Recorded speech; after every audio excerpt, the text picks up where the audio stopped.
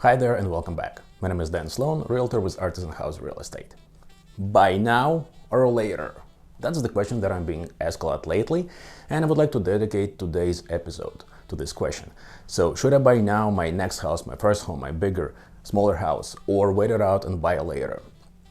Now, there is enough material to talk about today's market, just enough to make a very decent TED Talk out of it, but today I want to concentrate strictly on financially mathematical approach to this question. I will be reviewing two examples, one property at $350,000 and the other one at $650,000. You might have noticed on the board that in here I have September of this year, and on this side of the board, a year 2020X, so YX. Well, because all professional resources that I'm referring to, they are agreeing on 2 points. First, that there's not any kind of pricing pullback is being expected. On the contrary, very modest appreciation is expected. Not as aggressive as it used to be, but somewhere in about 5% per year. And the other point is that rates, the mortgage rates, they are going to be going up, and they are expected to land somewhere between 4 and 5%. Now, what they cannot agree on is when exactly that's going to be happening. Some sources say that it could be expected as early as end of this year. Other sources indicate that it could start from 2022 and gradually increasing throughout the year, or as late as 2023. So hence the X. So we're going to look at two examples. We're going to start with 350 and see how this compares today from some time into the future. As you can see, the board is almost empty. However, I can put in two numbers in there already. On this side, we can put in 88%. That's exactly the rate that was indicated by Freddie Mac by the end of the last week. And in here, we're going to put 4.25%. Why 4.25? Because it kind of lands in the frame of predicted new mortgage rate, and also actually that's the rate that I had when I closed on my property back in 2017. So let's start with $350,000.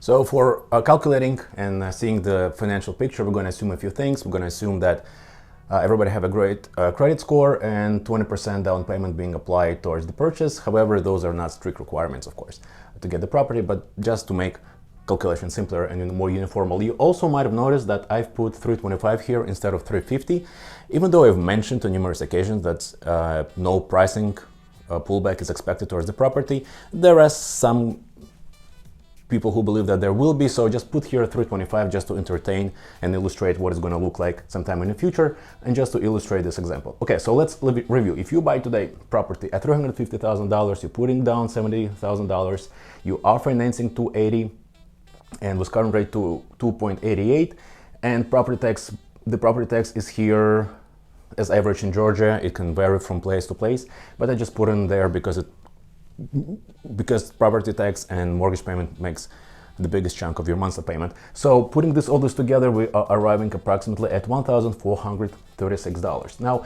let's assume that sometime in the future you can buy same property for less money. You can buy it for $325. In this particular case, you need smaller down payment of $65,000, in which case you are financing $260,000, but at higher rate 4.25 and even smaller property tax, we are landing at $1,533. Now, let's see how same exact math gonna apply to the property at $650,000.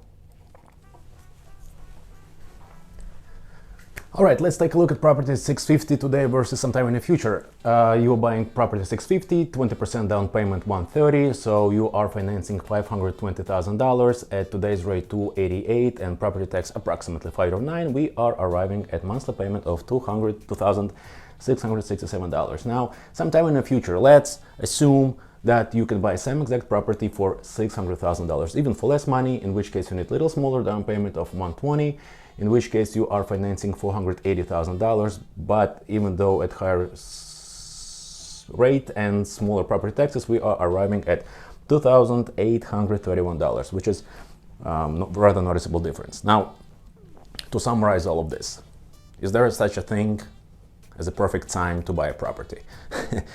Question is rather complex, and I don't think it's a one-fold answer.